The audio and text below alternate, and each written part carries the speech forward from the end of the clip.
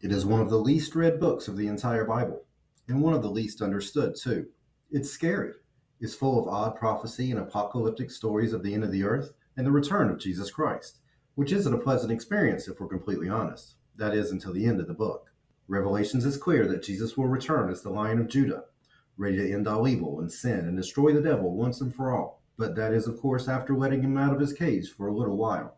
That is after the Antichrist, who is referred to as a beast.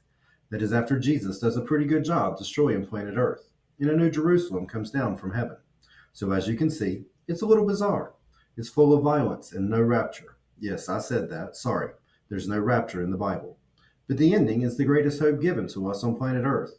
And as the book says, it is a book about what was, what is, and what will be. It did have problems getting into the Bible. Martin Luther and John Calvin despised it, didn't think it was scripture. There were disputes lasting deep into early church history about what they should do with the book of Revelation. In some of the earliest lists we found of books of the canon, it was not included in many of them. Christians debated Jesus being called the Alpha and the Omega, the first and the last. It was early after Jesus' death, and they were still figuring out who he was.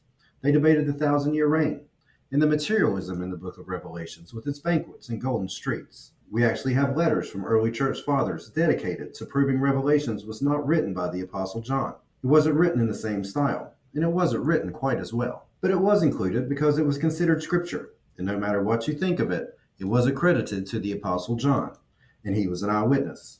That was one of the number one credentials for early Christians to consider something scripture. It aligns well with the book of Daniel and his visions. It aligns well with the Old Testament too. 360 verses have Old Testament significance. Early Christians also hoped it meant Rome would soon fall and the end was near.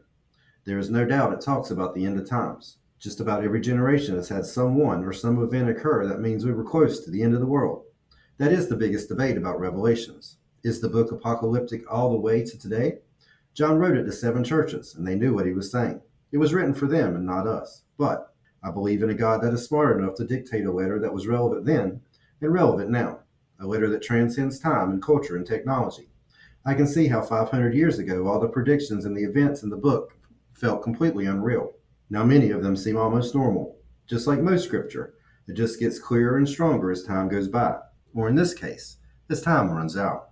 The book of Revelations was included because it's the final recorded words of Jesus Christ, and it gives us a hope for better days that aren't restricted by how bad the world gets. Billy Graham was once asked why he was an optimist. His response?